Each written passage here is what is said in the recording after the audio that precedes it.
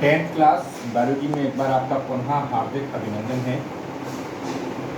प्यारे बच्चों, आप सभी ने स्कूटर, मोटरसाइकिल या दूसरे ऑटोमोबाइल्स चलाए होंगे। क्या आपने देखा है कि पेट्रोल टैंक में पूरा पेट्रोल भरवा दिया जाए और गाड़ी को स्टार्ट ना किया जाए, अर्थात उसमें कोई कार्बोरेटर ना हो, स्टार्ट करके उसमें स्पार्किंग ना की जाए, तो क्या उसमें वो व्हीकल चलेगा?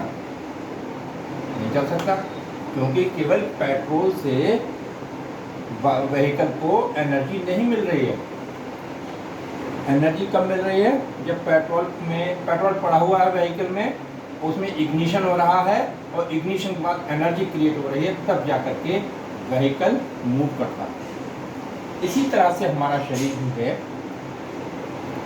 आपको हमने शुरू में बताया था, वे सभी प्रक्रम जो सम्मिलित रूप से अनुरक्षण का कार्य करते हैं, जैव प्रक्रम या लाइफ प्रोसेसेस कहलाते हैं। मैंने कई लाइफ प्रोसेस के बारे में आपको बताया।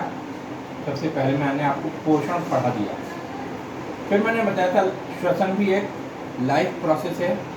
ये अपचायी प्रकृति का होता है, मतलब कैटाबॉलिक होता है। इसमें होता क्या है, जब हम भोजन कर लेते हैं पोषण के अंतर्गत, उसका पाचन हो जाता है। पाचन के बाद वो ग्लूकोज के रूप में हमारे शरीर में कोशिकाओं में पहुंच जाता है।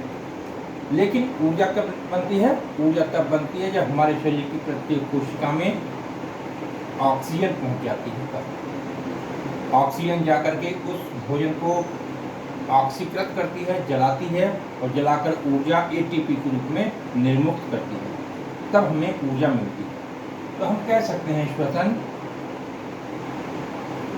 भोजन से ऊर्जा प्राप्त करने का तरीका है। पोषण के बाद श्वसन बहुत जरूरी है। आप सभी जानते हैं, जितने भी जीवधारी हैं वायुमंडल से ऑक्सीजन इनहेल करते हैं और कार्बन डाइऑक्साइड को एक्सहेल करते हैं।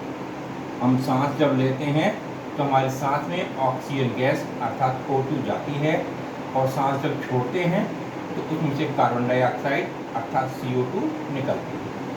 तो श्वसन क्या है? श्वसन उन भौतिक रासायनिक क्रियाओं को सम्मिलित रूप से प्रदर्शित करता है जिनके द्वारा O2 अर्थात ऑक्सीजन गैस शरीर के अंदर कोशिकाओं में पहुंचकर भोजन का ऑक्सीकरण करती हैं तथा जिसके फलस्वरूप ऊर्जा मुक्त होती है।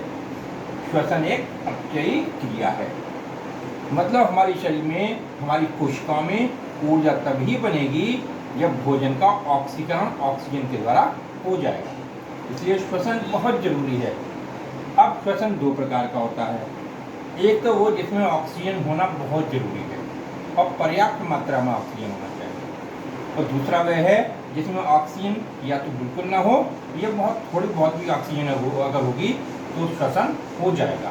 तो पहला तरीका जिसमें ऑक्सीजन होना बहुत जरूरी है, उसको कहते हैं वायवीय या ऑक्सीय या एरोबिक रेस्पिरेशन। वायवीय श्वसन, ऑक्सीय श्वसन या एरोबिक रेस्पिरेशन। इसमें ऑक्सीजन की पर्याप्त मात्रा होना बहुत जरूरी है।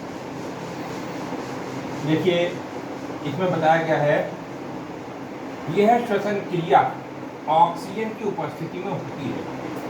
मनुष्य, पेड़ पौधों आदि में इसी प्रकार का श्वसन होता है।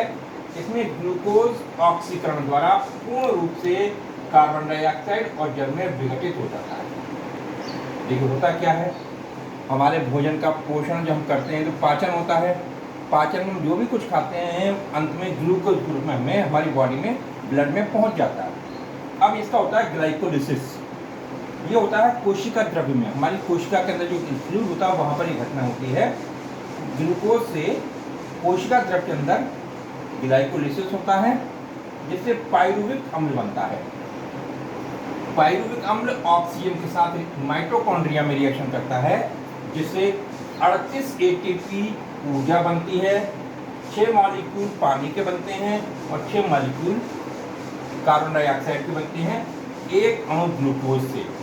तो पर्याप्त मात्रा में ऊर्जा हमें भोजन के पोषण और उसके श्वसन के बाद प्राप्त होती है। लेकिन मनुष्य में केवल वायवीय श्वसन ही नहीं होता, अवायवीय श्वसन भी कभी कभी होता है। ये कब होता है?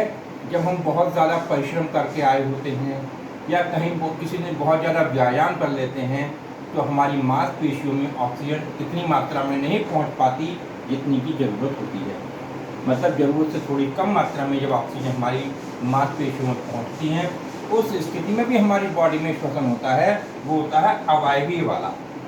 होता क्या है, उस समय हमारी बॉडी में ये दो चीज़ें नहीं बनती, बल्कि लैक्टिक एसिड बनता है, लैक्टिक एसिड, और साथ में दो अणु एटीपी के बनते हैं। ये लैक्टिक एसिड जब हमारे मांसपेशियों में बनता है तो हमारी मांसपेशियों में शरीर में दर्द महसूस होता है। ये अवायवीय श्वसन के कारण है, लेकिन आमतौर से हमारे शरीर में वायवीय श्वसन ही होता है।